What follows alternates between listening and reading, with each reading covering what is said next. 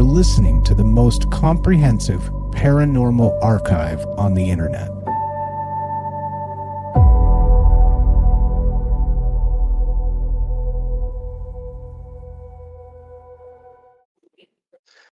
Welcome to Salsido Paranormal. I'm your host, James Salsido, and tonight I'm continuing my series, review the Book of the Damned by Charles Fort. As always, you can find all episodes of the show, along with links to social media, ways to listen, and ways to support the show at the website, and that is salsidoparanormal.com. That's SALSIDO paranormal.com. Support is never expected but always appreciated, as there are expenses in making these shows. And there are many ways to support the show. You can share the show with others and rate and review it on your favorite podcast platform. You can sign up for the Patreon feed and get all the extra content there for as little as $1 a month. And you can also check out the merchandise store and get all kinds of shirts and some other items with designs made by friends of the show.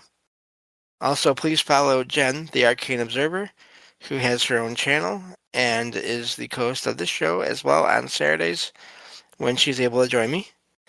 And Ricky of the Anything Is Possible podcast, who I join him on his show on Sundays, talk all things paranormal.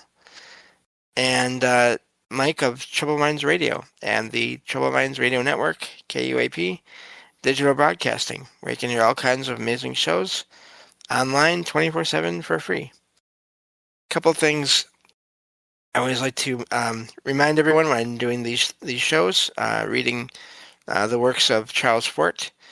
You and or I may not agree with everything that I read from Fort, so just keep that in mind. Also, some of the things that he talks about as being mysterious, or some of his views on things, may be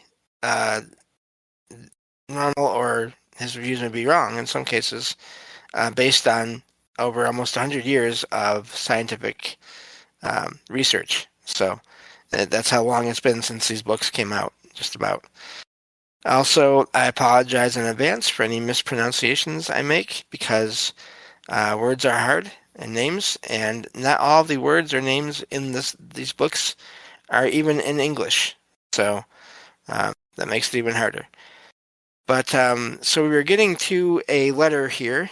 That was where we left off. I started to read it, and then realized we were really nearly out of time. So let's get back to this here. Fort has been sort of theorizing, or just throwing out ideas about what might be out in space and how it all might work, and now he's getting into some material here. Let's see here. So it says, in the monthly notices of the RAS 11-48, there is a letter from the Reverend W. Reed, or Red, I'm not sure, R-E-A-D, that upon the 4th of September, 1851, at 9:30 a.m., he had seen a host of self-luminous bodies passing the field of his telescope, some slowly and some rapidly. They appeared to occupy a zone several degrees in breadth. The direction of most of them was due east to west, but some moved from north to south. The numbers were tremendous.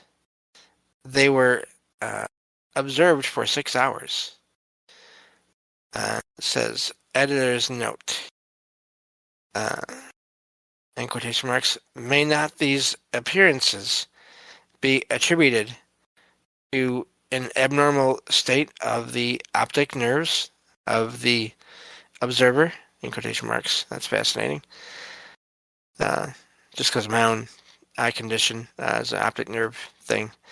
Anyway, in monthly notices 12-38, Mr. Reed answers that he had been a diligent observer with instruments of a superior order for about 28 years, and then in quotation marks, but I have never witnessed such an appearance before, close quotation marks. As to illusion, he says that two other members of his family had seen the objects, so that's fascinating. The editor withdraws his suggestion. We know what to expect, almost absolutely, in an existence that is essentially Hibernian. We can predict the past, that is, look over something of this kind, written in 1851, and know what to expect excuse me, from the exclusionists later. If Mr. Reed saw a migration of dissatisfied angels numbering millions, they must merge away, at least subjectively, with commonplace terrestrial phenomena. Of course, disregarding Mr. Reed's probable familiarity of 28 years duration with the commonplaces of terrestrial phenomena.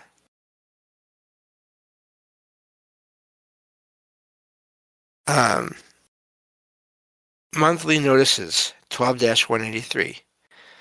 Letter from Reverend W.R. Dawes, that he had seen similar objects, and in the month of September, that they were nothing but seeds floating in the air. In the report of the British Association, 1852-235, there is a communication from Mr. Reed to Professor Baden-Powell that the objects that had been seen by him and by Mr. Dawes were not similar. He denies that he had seen seeds floating in the air. There had been little wind, and that had come from the sea, where seeds would not be likely to have origin. The objects that he had seen were round and sharply defined, and with none of the feathery appearance of thistledown. He then quotes from a letter from C.B. Chalmers. I'm not sure what the says FRAS, so acronym for something, who had seen a similar stream, a procession or migration, except that some of the bodies were more elongated or lean and hungry than globular. That's fascinating that the sort of comparing, to me anyway, comparing the calling the narrow ones or lean ones hungry and then not calling I kind of get it, but also it's just kind of weird to me. But he's describing them as well as he can. He might have argued for 65 years. He'd have impressed nobody of importance. The super motif or dominant of his era was exclusionism, and the notion of seeds in the air assimilates with due disregards with that dominant. Or pageantries here upon our earth, and things looking down upon us. And the Crusades were only dust clouds and glints of the sun on shining armor were only particular particles of mica in dust clouds. I think it was a crusade that Reed saw, but that it was right, relatively to the year 1851, to say that it was only seeds in the wind. Whether the wind blew from the sea or not. I think of things that were luminous with religious zeal, mixed up like everything else in intermediateness, with black marauders and from gray to brown beings of little personal ambitions. There may have been a Richard Cordileone, not sure, on his way to right wrongs in Jupiter. It was right, relatively, to 1851 to say that he was a seed of a cabbage. Professor, this is fascinating, last name, Professor Coffin, literally Coffin, USN, Journal Institute, I'm not sure what the word is there because it's abbreviated, 88-151, that during the eclipse of August 1869, he had noted the passage across his telescope of several bright flakes resembling thistle blows floating in the sunlight.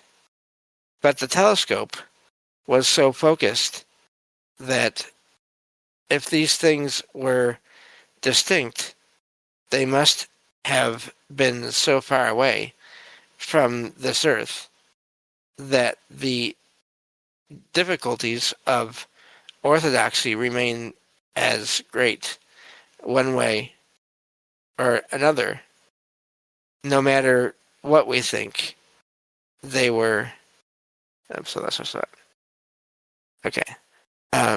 They were Capochai, or of the Capodimonte Observatory. Wow. At Naples. Yeah, that's right. May 11th, 1845. The shapes were of great diversity, or different aspects of similar shapes. Question mark there. Appendages were seen upon some of them. We are told that some were star-shaped with transparent appendages. That's fascinating. I think myself it was a Muhammad and his Hijra, not sure. May have been only his harem. Now he's getting into sort of comparing things to religious figures here. Astonishing sensation.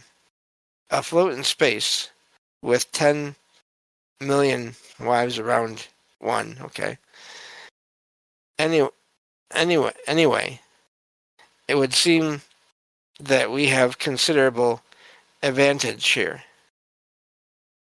In as much as seeds are not in season in April, but the pulling back to earth, the bedraggling up by those sincere but dull ones of some time ago,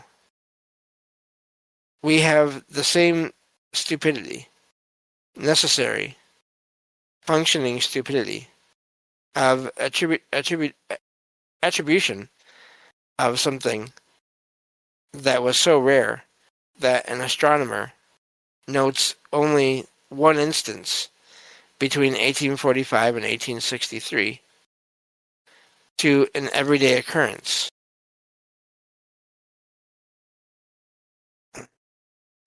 Or Mr. Waldner's assimilative opinion that that he had only seen only ice crystals. Whether they were not very exclusive veils of a super harem or planes of a very light material, we have an impression of star-shaped things with transparent appendages that have been seen in the sky. Hosts of small bodies, black this time, that were seen by the astronomers Herrick, by Ballot, literally that's hilarious, and De Cuppus, and another publication here I can't pronounce, 1860-25. Vast numbers of bodies that were seen by Mr. Lamy to cross the moon. Same publication, 1874-62. Another instance of dark ones. Prodigious number of dark spherical bodies. That's fascinating. Reported by Messier, I'm not sure, June 17th, 1777. There we go. Another word I don't know how to say. 9-38. Considerable number of luminous bodies which appeared to move out from the sun in diverse directions, seen at Havana. That's Havana, but it's Havana. During eclipse of the sun, May 15th, 1836, by Professor Auber. Poe says, M. Poe recites a similar instance of August 3rd, 1886. M. Lottard's opinion that they were birds. Same or different publication, I can't say the name, 1886-391. Large number of small bodies crossing disk of the sun, some swiftly, some slowly. Most of them globular, but some seemingly triangular. That's fascinating. Think what we hear about so much now with modern UFO experiences, whether it's aliens or not, or whether it's governments or corporations. Triangular craft are common. And some of more complicated structure seen by M.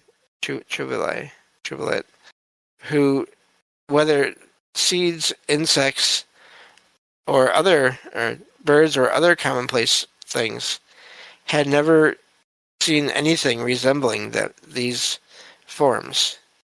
Another publication, 1885-8. Report from the Rio de Janeiro Observatory of vast numbers of bodies crossing the sun, some of them luminous and some of them dark, from sometime in December 1875 until January 22nd, 1876. Another publication, 1876-384. Mouse pad is slipping off the table. There we go. Of course, at a distance, any form is likely to look round or roundish, but we point out that we have notes upon the seeming of more complex forms. Excuse me. Another publication, 1886-70, is recorded. M. Brigger's observation at Marsalis. This is terrible. Anyway, April 15th and April 25th, 1883, upon the crossing of the sun by bodies that were irregular in shape or in form. Some of them moved as if in alignment. Letter from Sir Robert Inglis to Colonel Sabine? Yeah, Sabine, sorry, yeah. Association 1849-17, that at 3 p.m., August 8th, 1849, at Geis, Switzerland, Inglis had seen thousands and thousands of brilliant white objects like snowflakes in a cloudless sky. Though this display lasted about 25 minutes, not one of these seeming snowflakes was seen to fall. So English says that his servant fancied that he had seen something like wings on these, whatever they were. Upon page 18 of the report, Sir John Herschel says that in 1845 or 1846, his attention had been attracted by objects of considerable size in the air, seemingly not far away. He had looked at them through a telescope. He says that they were masses of hay, not less than a yard or two in diameter. Still, there are some circumstances that interest me. He says that though no less than a whirlwind could have sustained these masses, the air about him was calm. In quotation marks here, no doubt wind prevailed at the spot, but there was no roaring noise, in quotation marks. None of these masses fell within his observation or knowledge. To walk a few fields away and find out more would seem not much to expect from a man of science, but it is one of our superstitions that such a seeming trifle is just what, by the spirit of an era, we'll call it, one is not permitted to do. Let's see how long the paragraph is. It goes all the way down to the bottom of the page. So, we're going to stop there, because there's a lot more of that paragraph left to go. But this is fascinating. We're getting into things that are seen in the sky and possibly out that mentioned out in space as well. Things that seem similar to modern reports of lights, or at least what appear to be lights, and dark objects out in space as well, and things coming out of the sun. I'm curious if he has any other things here in future parts of what we read here that talks about things going into the sun too. But I've heard of both of those things in recent years, footage being found of that. So this idea that the sun is some kind of a portal in a way, possibly. Anyway, that's going to do it for now. Thank you all for listening. I will talk to you all next time on Salsido Paranormal.